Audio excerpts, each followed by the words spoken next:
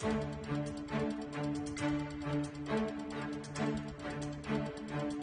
January 7, 2022, Washington Metropolitan Area Transit Authority issued a staff notice detailing measures being taken to enforce the authority's mandatory vaccination and testing program.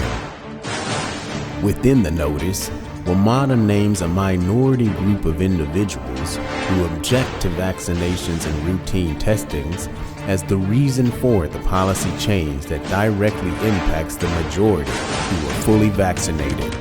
The policy states, yet to date, about 1,500 employees remain unvaccinated, and a little more than 200 have not complied with the vaccine or weekly testing requirement. WMATA finds the failure of this group of employees who have never tested to be significant violation of the intent of the COVID-19 vaccination and testing policy.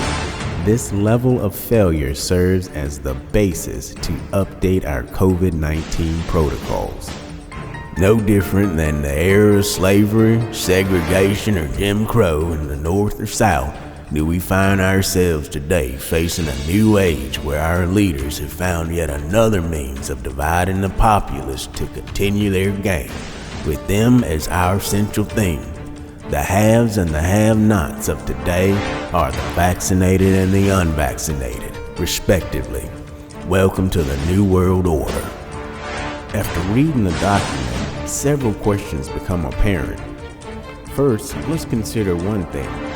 Failure of a minority group to comply with medical orders from an employer results in consequences to the majority group distributed in a company-wide notice. Should an employer single out a minority group for any reason, blaming them for consequences being suffered by a majority? Would such an act lead to employer-established segregation within the hearts and minds of the workforce? Does the strategy even mitigate the risk? And is the risk truly real? Why is Metro still seeking 100% compliance despite the Supreme Court ruling?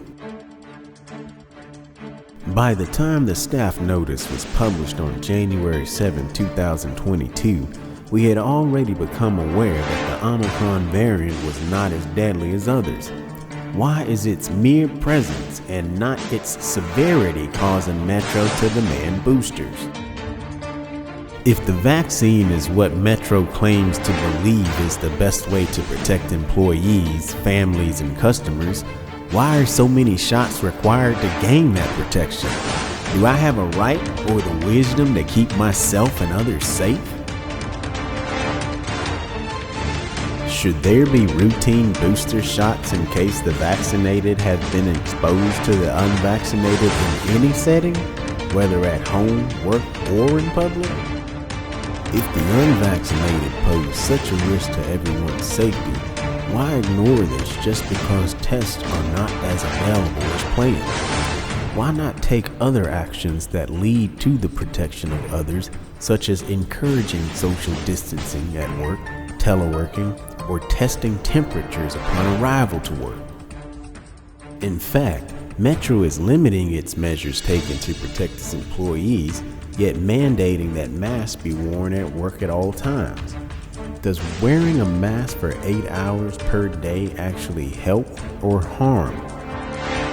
In a COVID-19 frequently asked questions publishing, dated 27 August 2021 on page 3, questions 14 and 15 ask specific things about additional measures. Yeah, I just want to know, why aren't we adhering to physical distancing in office spaces, especially when vaccinated people can now spread the virus as well?